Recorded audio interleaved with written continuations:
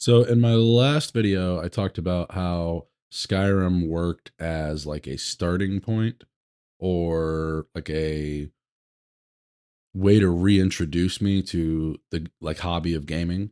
So today I wanted to talk a little bit about my introduction and starting off in a different hobby of mine, which is being an alcoholic.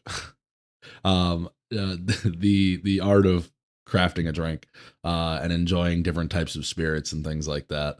In full transparency, I maybe have one or two drinks a week, realistically. There was a time when I was really into it and I was making them like almost every day.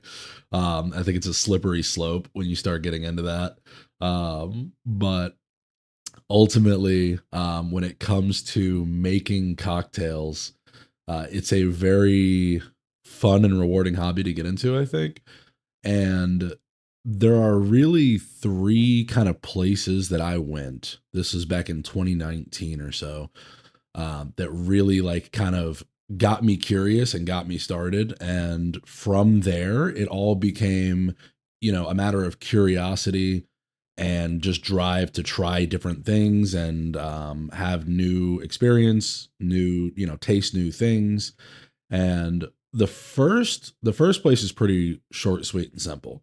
Really great cocktail bar that was in my town, that to this day is actually still one of the greatest cocktail bars I've ever been to. It's pretty much that simple, right? I would go there and it was a matter of the vibes were on point, the atmosphere was great. It has this like really like kind of like punk rock thing. It doesn't take itself super seriously like some speakeasies can.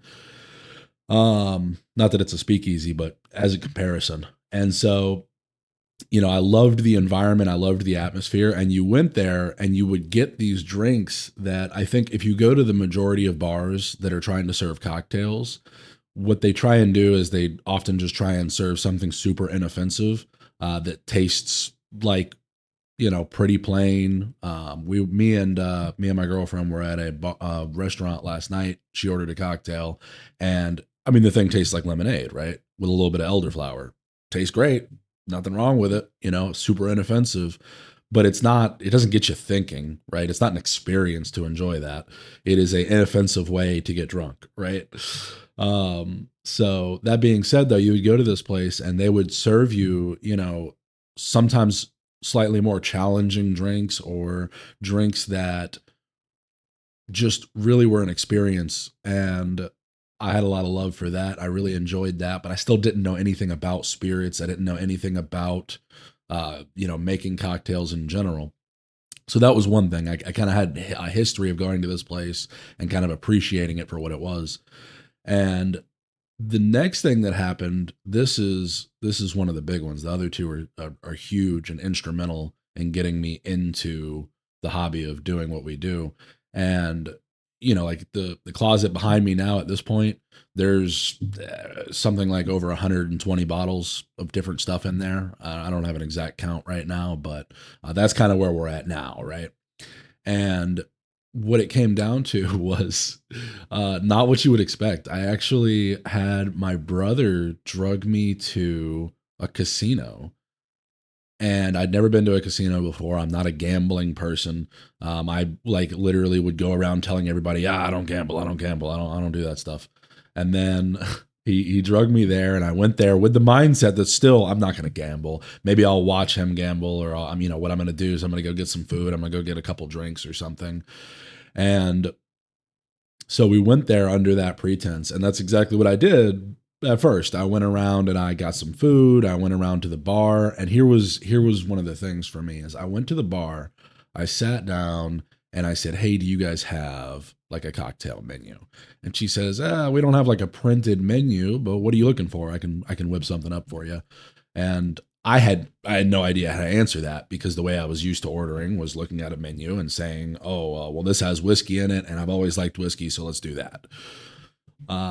So I basically told her that, and she said, "Oh, okay, so like I can make you, like an old fashioned or a Manhattan or like a whiskey sour." And I'm sitting there going, I have no clue what you're talking about. I said, let's go with the whiskey sour. That sounds good to me." And you know I'm sitting there and I'm having a great experience talking with this bartender, and I'm impressed by what seemed to me to be this like vast knowledge of something that I knew nothing about. And in hindsight, what she served me was probably like bullet with like a pre-packaged sour mix served in like a pint glass with a bunch of ice, right? I mean, it was not a special whiskey sour by any means. It probably isn't even what I would consider to be a good whiskey sour nowadays.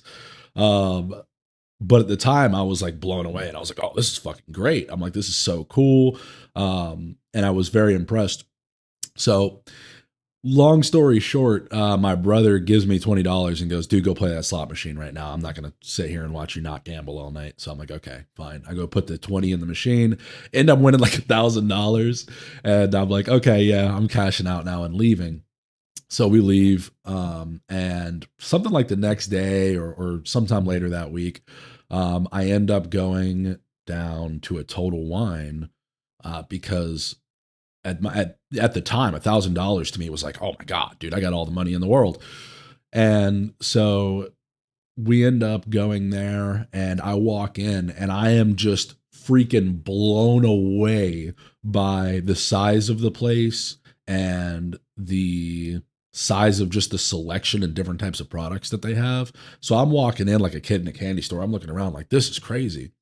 And so I end up talking to a guy who works there, and for years until I moved away, from that day forward, every time I went in there, I was hoping he was working because I liked talking to him. He's a real cool guy, and we talked about a lot of different shit. Guy was like 80+ years old, and he was kind of working there out of retirement for fun, but great guy to talk to, super knowledgeable about a lot of stuff, and basically what I had told him was, hey, I got a little bit of money and I'm looking to celebrate. I want a nice bottle of whiskey. What do you recommend? And he goes, well, do you like bourbon? Do you like scotch? Do you like, rye? And I'm going, I don't know, man. I've usually drank this, or that in the past. And I'm just looking for something a little bit nicer. So he ends up recommending to me, they picked out it was a store pick. It was a single barrel, Peerless rye whiskey. And I was like, all right, man, I'll take your word for it. I bought it. And I brought it home. I enjoyed quite a bit of it on its own. And then this is the other thing I did. And this is the story of my first ever cocktail, and being not super proud of it. But basically, you got to start somewhere, right? What it ended up being was I bought a bottle of pre-made old fashioned mix.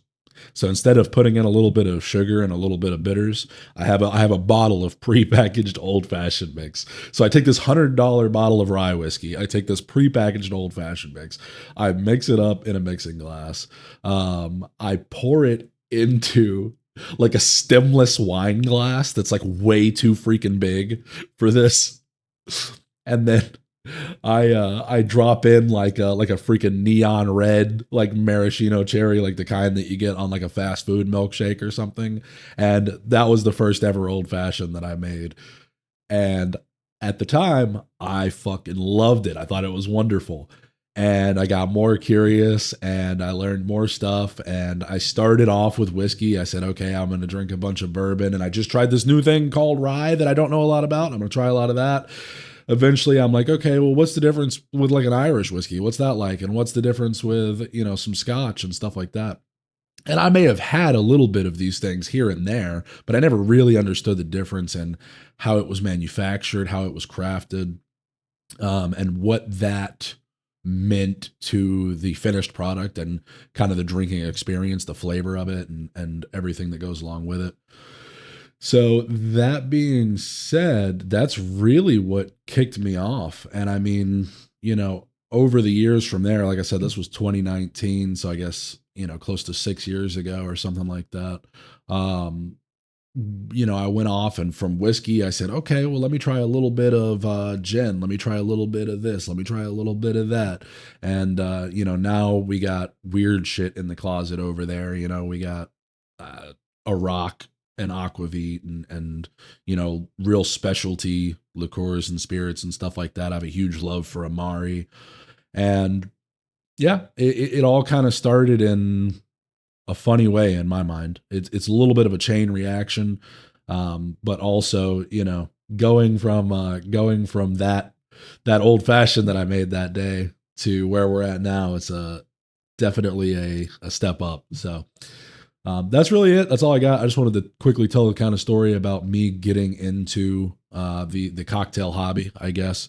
For a while, I got into running an Instagram page where I was really into sharing recipes, both recipes that other people had crafted that I was kind of recreating, as well as some of my own stuff. But my problem with running the Instagram page was I felt like in order to actually post something, I had to try and get a really good picture of the drink while I was at it. And I didn't really enjoy that very much. So I think that's what really killed my motivation to do that. But yep, that's all I got today.